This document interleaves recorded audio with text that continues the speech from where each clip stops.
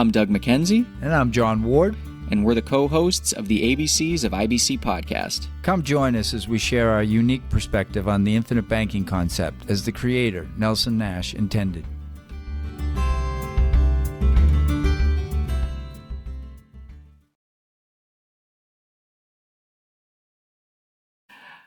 Hey, John. Happy Friday. How are you? I'm pretty good. How about you? Did you hear that accent? Yes. Yeah? I did. Where'd that come from? I heard it. Jeez, for crying out loud. Yeah. No, it's a beautiful day, and happy to be here. So, how you doing, Doug? Pretty good. I'm doing pretty well. I was telling John before this, I've been fasting for a while because I trying to fix some health issues. So I haven't eaten in days. I'm a little loopy out there, but I'm doing well. So if I sound a little off, that's why. Well, I guess I'm intermittent fasting today because unless coffee is considered food, I've only had 2 cups of coffee and water. No, black coffee's not. No calories. I have black coffee, no sugar. That's how I like my coffee too. Oh, awesome. Yeah. So we're both maybe a little loopy, so we'll see how this goes. Good luck to you all. And yeah, before you came, I was sitting on my phone, so I haven't eaten food. I haven't had I've literally had water for 3 days, and I was sitting on my phone looking at recipes. Oh, jeez. You're tormenting yourself. Yeah, it was brutal. It was brutal. So interesting. We got to talk more about this fasting because I just bought, I think, 3 books on fasting this week, which is really funny. And I've done nothing more than sort of an intermittent fast throughout a day, but I haven't done multiple days. Yeah, that's. But I do believe it's a way to go. Maybe we'll do a podcast on fasting too. Yeah. All right, let's fast forward through this. Nice, I like that. Yeah. So today we're going to talk, by the way, we're going to be going into a chapter in the book Becoming Your Own Banker by Nelson Nash. So if you've been listening to our podcast for a while, I hope you have a copy of the book and that you've read the book. Yeah. And this is a chapter that we've discussed a bunch off air. And it's called A Different Look at the Monetary Value of a College Degree. And it's an interesting, John and I have talked about this a good amount, and it's just an interesting thing to think about because getting a college degree is something that's so ingrained in what people should do. And I know when I went to a small private high school, and that was just what everybody did. There was not, out of, I think, 60-something people, there was not a single person that did not go to college. Right. And I remember a few years before me, and the school really kind of rested their laurels on that fact. We have 100% of people go to college. And there was one year where a kid that was a few years older than me wanted to go into the Army, and they like freaked out, you can't, 99%. Yeah. So. Okay, yeah. No, Nelson in this little section of the book, he talks about how things really got going with this idea of a college degree after World War II with the GI Bill. And, I have my own personal experience from that because my dad told me many times that he would not have gone to college. He went to Boston University after he got out of World War II. And I'm sure it helped him, I mean, basic business degree, business administration. And, he definitely probably got at least 1 or 2 jobs in his life because he had that degree. I mean, it certainly helped and probably gave him better pay. But he was of the mindset when I graduated from high school in 1980, he was not encouraging me to go to college. In fact, he didn't have the money to send me, and if I wanted to go, including all my 5 siblings, if they wanted to go to college, they were going to have to pay for it, And get loans or grants. Yeah, and I took out a lot of loans, and of course, college was a lot less expensive then than it is now, even, nominally, of course, but, it's gone through the stratosphere. And I can say that I went to college because, in fact, I didn't go to college the first semester after high school but then the kind of jobs that I could get or was getting was like, okay, I don't think I want to do this. Plus, all my friends were going to college. I was visiting my friends during the weekend. Everybody. And I was like, you would have missed out on the experience. And I would have felt left out amongst my peers and my friends. So the following January, I did start going to college and graduated 4 years later. And back then it was like, geez, all I need is get this piece of paper, and that's going to be the difference between, a good life and a not so good life. I'm going to get jobs that I couldn't get if I didn't have this. So it wasn't really about, hey, I'm so interested in learning.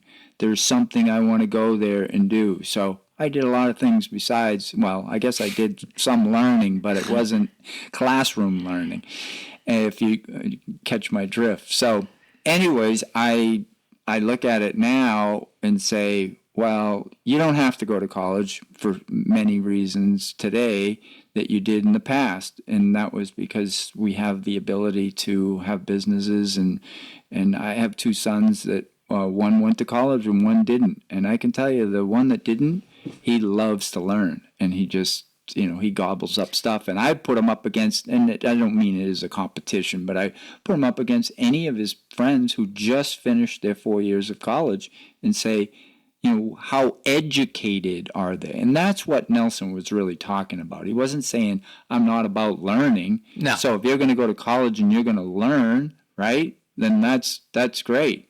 But he's trying to say we need a populace that is learning and, and expanding and evolving and improving, right? But if we're just kind of like, laying on our laurels, as you said, and go, okay, I got my college degree, I'll get this job. And then he tried to compare it like, hey, if I put the money that I would have put into my college education into a policy, he does some of that in the book, and it's quite astounding, right? The difference. Yeah. Well, it's yes. One, you're in debt, and the other, you have a pile of cash to access to do all kinds of things. Or even if your parents paid for the degree. Yeah. So, like John, by the way, this chapter is on page 75 of the book. It's an interesting chapter, and we wanted to go through it because he poses an interesting theoretical idea here that, if people that weren't inclined to have a passion for a specific thing that required education, if they or their family put that tuition money into a whole life policy instead, it would be potentially setting that person up for a much better financial future. So it would give them the monetary ability and freedom to pursue things that they were perhaps really interested in. It would also set them up for passive income way down the line. But a lot of people don't really know what they want to do when they're 18, when people typically go off to college. And that's, Right. That was my story. I went to a very good liberal arts college, and I had fun. I met people. I mean, I had a great time. I really did, but I don't use anything that I learned there at all. Like, nothing that I got a degree in would have been required for any of my jobs. Mm-hmm. I got a degree in psychology and Spanish. So not super useful for a career in selling insurance. Or in really any other jobs that I had prior to this. Now, did I have a good experience? Yes. But had that, and I want to say the tuition when I went there started in the high 30,000s, and it ended in the mid 40,000s. So if that, $160,000 that, I paid some of that, my family paid some of that, if that had instead gone into a whole life policy and I was given the freedom to kind of explore what I wanted to do, I could have really put that to use in my late 20s and 30s, because I then started to get more of a passion, knew what I wanted to do, and that kind of stuff. And it really would have been far more useful for me. On the flip side, we were talking about this before, I don't want a surgeon that, hasn't gone through medical school and residency. So there's a lot of really good uses and requirements for education. And I have a lot of friends that knew what they wanted to do when they were 18, or they realized that they wanted to become a social worker or a therapist later in life. And so they went and got a higher degree, higher level of education. And that's the stuff that, that Nelson's talking about that's incredibly useful. But I think what he was cautioning against is the idea that people need to get that college degree in order to have earning potential and power. Yeah, which is right, exactly what we're talking about. Which is, if you're doing the college degree route because hey, this particular thing will help me get, this degree will help me get this kind of job, and that kind of job pays this kind of money, and it becomes about the money and not really about and the prestige maybe of a particular profession, right? Obviously we throw around doctors and lawyers all the time, but there's other things, right? You say, oh, I'm going to get my engineering degree. That sounds pretty good, especially when you got adults asking you, what are you going to do? You going to college? And what do you want to do with your life? And blah, blah, blah. I'm going to do art history. Yeah, I mean, I remember my daughter saying, since like Legally Blonde, she got this passion. She thought she wanted to be an attorney, and she started that maybe around the age of 13, 14. By the time she was 16, 17, she had already decided she didn't want to be a lawyer, but it sounded so good when adults asked her. She kept saying, I want to go, I'm going to go to law school. I'm going to go. Yeah, you see them in the courtroom, and yeah, because it shut people down. It kind of made them like, oh, wow, that's great. And then good you realize you for got to go to, 10 years of school. Yeah, and it was just like, okay, I don't really want that. And so if you took those 4 years and didn't go and you started putting the money into a policy, he does this comparison in the book about, hey, it cost you $80,000, I think it was, for college. For all of college, which obviously it's a little bit more expensive than that. Yeah, that was year 2000. So yeah. But let's just say, and instead you put $20,000 a year into a whole life dividend paying life insurance policy. This is what kind of cash value you have access to. And he did it for a male and a female. But then when he got to the female, he did use this example of someone who was going to get an undergraduate degree, and her name's Susie Q. Susie Q is then going to potentially go to Vanderbilt and then go to medical school. And she opts not to go. Instead, she puts the money for those two different levels of education into a policy. And it shows Nelson's sort of sense of humor, at least it does to me, that he says, well, if she insists in being part of this medical community, at the start of, I think, her 8th year of her policy, she has enough money, cash value-wise, to straight out buy 8 luxury cars. If I'm getting the numbers wrong, it doesn't matter. But get the idea.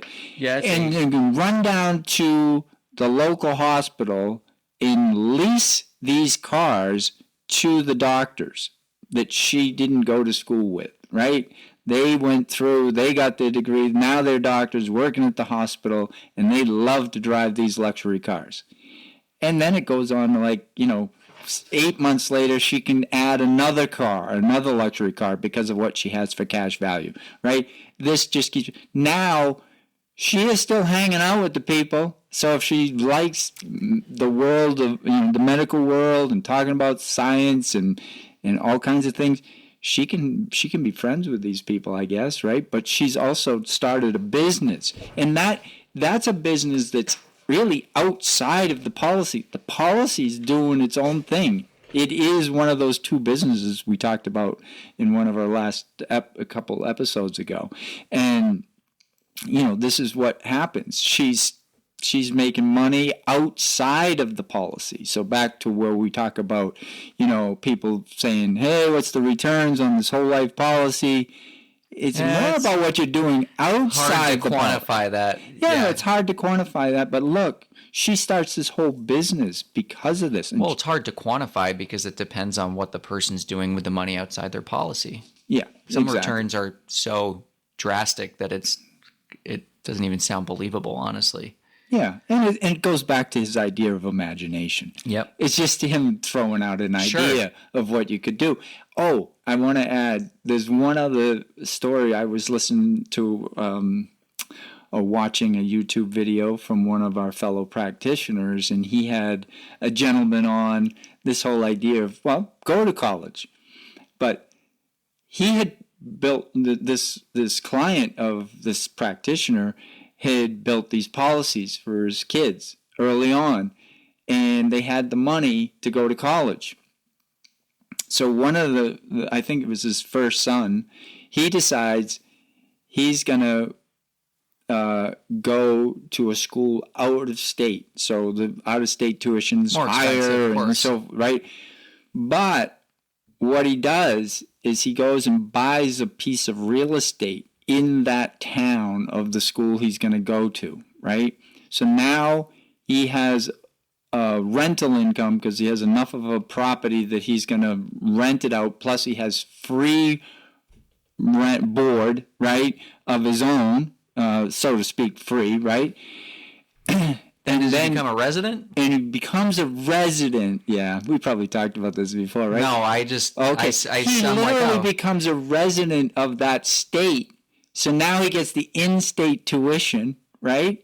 And then I think at the end of his time there, 4 or 5 years, whatever it was, he sells the property to his younger brother. I think and then pays back the loans, and he was getting rental income anyways. And he saved all this money on his tuition because he now has in-state. He's saving on the board, which Yeah. I can tell you, when we talk about the cost of education, a a lot lot of of it is the board. Room I and mean, board, these colleges, as you know, a lot of them are really real estate companies. yeah, although I'll tell you, I would have been really unhappy to miss out on the dining plan at my college. Oh, yeah? Yeah, it was great. Awesome. I miss it all the time. Wow, it's nice. That was probably the main takeaway that I got. So if the food's good, it's always nice. Oh, to it have was amazing. It's always nice to have someone cooking for you too. Every meal. Unlimited. So it was rated like number 2 or 3 in the country at the time. Yeah. And it was unlimited. You could go in as many times as you wanted a day. Wow. So I used to get breakfast early, then I'd go to like an 8 a.m. class, then I'd get another breakfast with more friends, then I'd get like 2 lunches sometimes. And Stop it. I'm hungry here. I haven't eaten. Can I tell you that? But I love that story though, Yeah. because by funding a policy, and it's exactly what I was thinking about before. So when my son was born, we started looking at the usual 529 plans, things like that. And when I learned about IBC, we're like, okay, I mean, that's great, but it's restricted towards what it can use. I'm always nervous that, we're going to go want to take money out if he goes to college and the market's going to have tanked, in the 2 years before that. And we have like 30%, 40% less. And then I thought to myself, what if he doesn't want to go to college? What if he wants to do something else? Mm-hmm. And so, we have been funding this policy since he was probably about 2. Yeah. And, Nice. by the time he's 18, there will be enough cash value in that policy I don't know how much college is going to cost at that point, but Right. to likely pay for all of his college, or if not a good portion of it. And if he's really passionate about something and he wants to use that towards that, then he has the ability to do that, and hopefully he pays it back. Or if he gets a really high earning profession, he can pay that back easily, or I guess worst case scenario, it lapses, but he has the freedom to choose what he wants to do. And if he's not inclined to go to college, if he's not passionate about that, he's going to be set up with hundreds of thousands of dollars of cash value that he could use to start a business or buy a home or really do anything. Well, and the thing is, right, because first of all, you're a practitioner practicing this concept in your own life. You're going to be doing it throughout his childhood. You're going to be, as you've talked in another podcast, he asks a lot of questions about money, especially as a real young kid. you're going to be talking to him about this. So it's not like, most kids at 16, 17, when you start saying, oh, I got to start thinking about whether I'm going to go to college, where am I going to go, where do we want to visit, all this kind of stuff, and what are you going to do? I have no idea what I'm going to do. I remember being so sick of that question when I was about 17. So what are you going to do? Yeah. I don't know.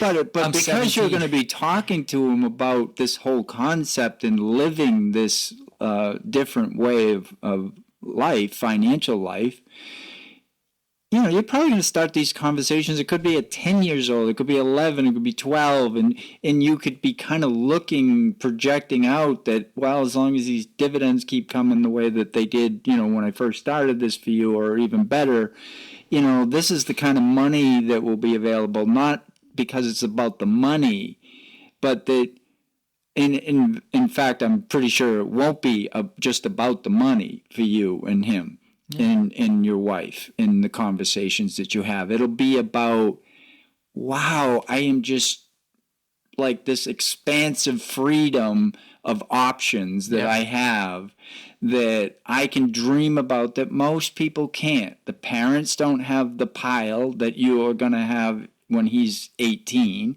right? They don't have that just to hand over to the kid, or they wouldn't do it, or they, whatever. And so the parents are in the same boat, right? They're like, okay, we need to move, Johnny out of the house and, get him educated or get him a degree. And then, hopefully he'll come out and he'll find a quote unquote, good job.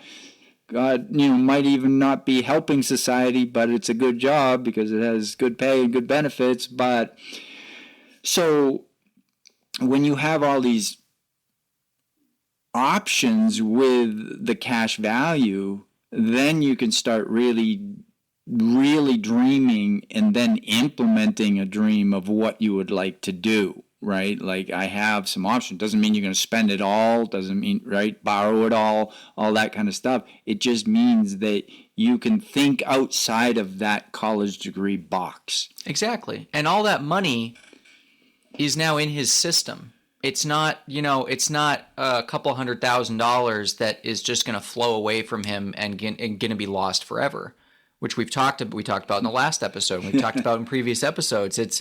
It's money that's going to be in his system, and hopefully, if he learns how to utilize the infinite banking concept, which I do plan on, he's sure 4 now, so he's going to go, what? Yeah. But that's something that hopefully he'll take responsibility for, but it's going to set him up very differently than I was set up, because my parents didn't know about that, and so yeah, for our listeners that have kids, and I know a lot of them do. This is something to really consider in terms of setting up financial success and freedom for your kids in the future. John and I love to write policies on kids because they're so powerful. I mean, you require so little premium to accomplish a really tremendous result. And I mean, not to, he's going to have a really substantial death benefit when he gets to be, it is now, it's over $1 million, but like when he gets to be to the point where he's having a family and all this kind of stuff, he's going to have millions of dollars in death benefit to protect his family down the line if that's what he chooses to do. Yep. Just there. Yep. Yeah. Anything ever happens to his health, unfortunately, if it does, then, he's already locked in. He's covered and his family's protected, and it's got a lot of power. People talk about, geez, I wish I had implemented the infinite banking concept earlier in my life. But how about just putting this life insurance, a whole life insurance policy, on one of your children or all your children, and what impact? And then you're teaching them about the IBC concept. Sorry, that's redundancy. Infinite banking concept. Then it's going to make all the difference, and it's going to free them. And I think so much of this is all about freedom. And, people don't even tend to realize how powerful it is until they have some experience with it, and they go, I'm not supposed to swear. Holy cow. Wow. Okay. I mean, okay, now I get it. We can say it all we want, but until we have that experience with it, it becomes much, much more powerful. Yeah. But yeah, and again, want to reiterate, we're not bashing college degrees at all. It's just John and I both have an experience where we probably could have done much better things with that money than going to college, to be honest, with what we did. I mean, I don't know about you, John. I had no clue what I wanted to do when I went there. I just was kind of doing credits and then I'll pick a major, and I did that, and and that's what I did, and that's what a lot of my friends did too. And had I instead flowed that money into a policy, A, I wouldn't have lost it, and B, I would have had a lot more freedom to pursue other things after college. It's funny. I started a landscaping and a landscape construction company after I got out of college. I didn't go to school for, landscaping. I didn't study. I didn't even take. They had a landscaping course. I didn't even take it. Many of my friends did, but I didn't take it. And I could have started that 4 years earlier, 4 or 5 years earlier, and maybe jumped on the market, been, more successful.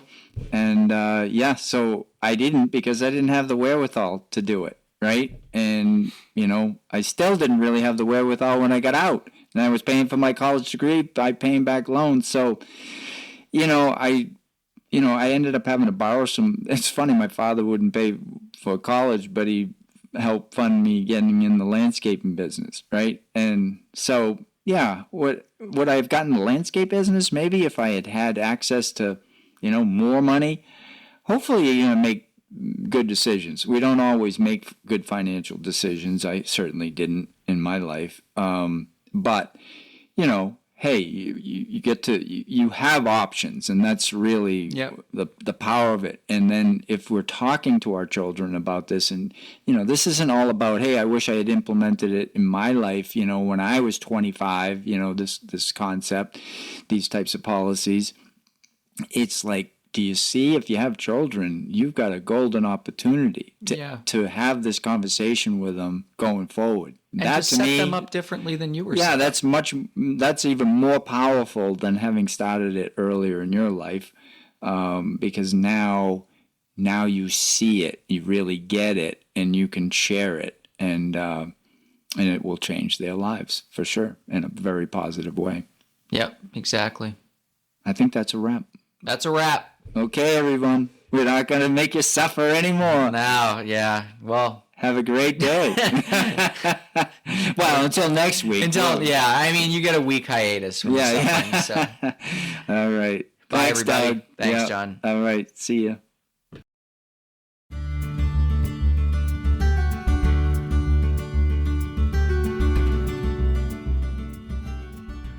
Thank you for joining us for another episode of the ABCs of IBC.